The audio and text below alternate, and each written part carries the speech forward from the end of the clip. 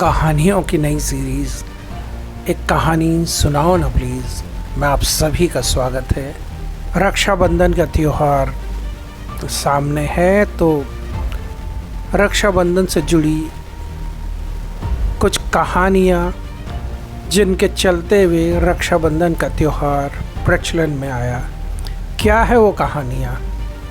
3 कहानियाँ मुख्य रूप से हिंदू माइथोलॉजी में रक्षाबंधन से जुड़ी हुई है। पहली कहानी भगवान कृष्ण और द्रौपदी के बीच की है। दूसरी कहानी इंद्र और इंद्र की पत्नी इंद्राणी के बीच की है। और तीसरी कहानी असुर सम्राट बलि और माता लक्ष्मी के बीच की है। इन तीनों कहानियों से रक्षाबंधन के त्यौहार का क्या संबंध है, यही आज मैं आप सबको बताऊंगा।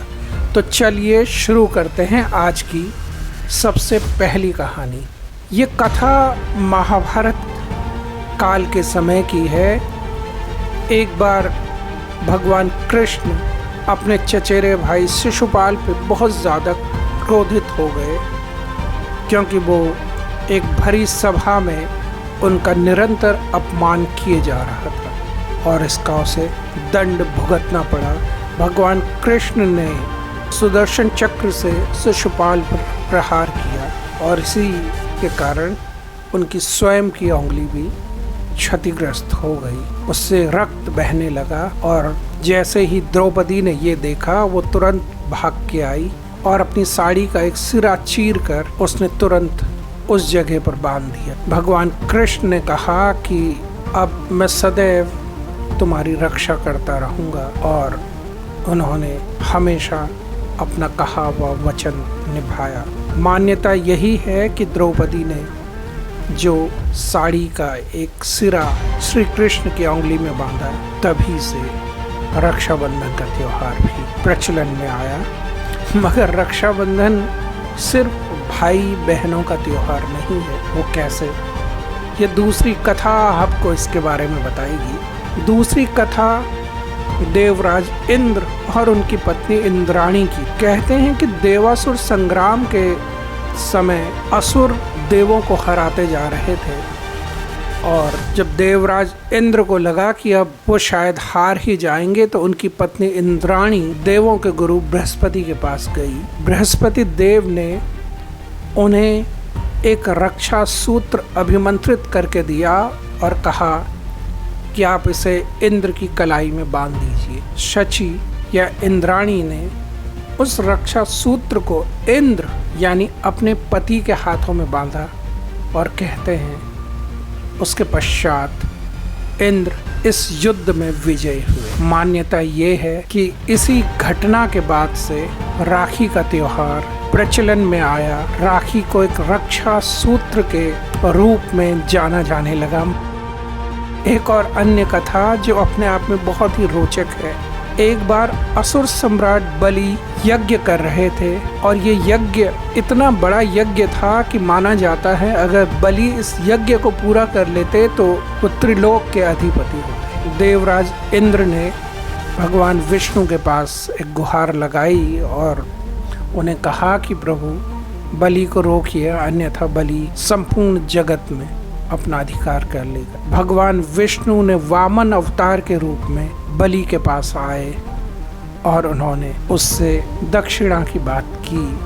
शुक्राचार्य को यह ज्ञात हो गया कि ये वामन देव कोई साधारण ब्राह्मण नहीं है। उन्होंने बलि को चेताया और उन्होंने किसी भी प्रकार का वचन देने से मना किया, मगर बलि महादानी था, उसने गुरु की नहीं सुनी। उन्होंने वामन देव को कहा कि मैं आपको वचन देता हूँ, आप जो भी मांगोगे वो आपको मिलेगा। वामन देव ने उनसे 3 पग भूमि मांगी। बलि बड़ा अचंभित हुआ कि इनका इतना सा आकार और 3 पग भूमि में, तो इन्हें कुछ भी नहीं मिलेगा। तो बलि ने उन्हें फिर से कुछ और मांगने को कहा, मगर वामन देव ने कहा कि मुझे तो सिर्फ यही चाहिए, बस आप मुझे वचन दो। तो बलि ने उन्हें वचन दिया कि आप कि इस मांग को मैं पूरा करूँगा।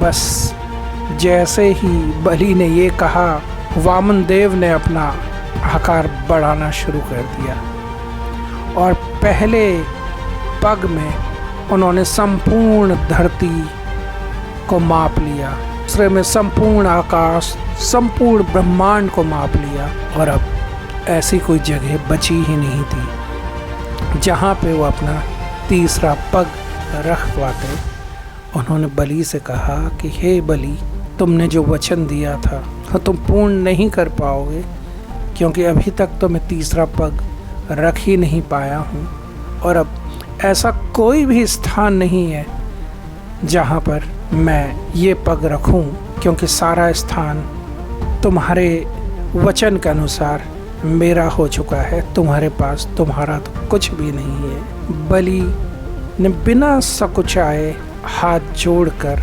अपना सिर प्रभु के चरणों में रख दिया और कहा, हे ईश्वर, हे प्रभु, हे वामन देव, बलि का ये शरीर, बलि का ये सिर अभी भी बलि का है।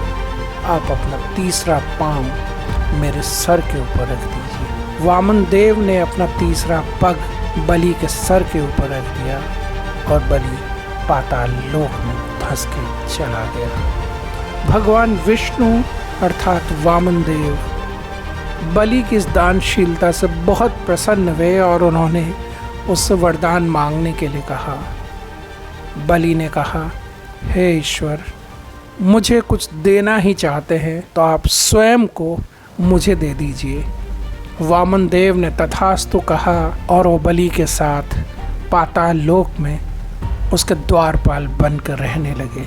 जब बहुत समय तक भगवान विष्णु बैकुंठ अपने धाम, अपनी नगरी नहीं पहुँचे तो माता लक्ष्मी बड़ी चिंतित हुई कि ये क्या हो गया है। नारद ने उन्हें बताया कि माता, त्रिलोक के स्वामी भगवान विष्णु बलि के पाताल नगरी में उनके द्वारपाल बन के खड़े, क्योंकि वो बलि को वचन दे चुके हैं, बलि को वरदान दे चुके हैं। फिर माता लक्ष्मी एक ब्राह्मणी के वेश में बलि के पास आई और उन्होंने बलि के हाथ में एक धागा बांधा। बलि ने उन्हें प्रणाम करते हुए कहा, मेरे पास इसके बदले में आपको देने के लिए कुछ भी नहीं है। तो ब्राह्मणी ने कहा कि त्रैलोक्य के अधिपति, त्रिलोक के महाराज भगवान विष्णु आपके पास हैं और आप चाहो तो आप उन्हें मुझे दे सकते। बलि ने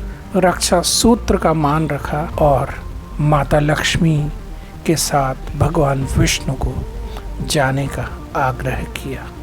कहते हैं तभी से रक्षाबंधन का त्योहार प्रचलन में। रक्षाबंधन से जुड़ी यही थी 3 कहानियाँ।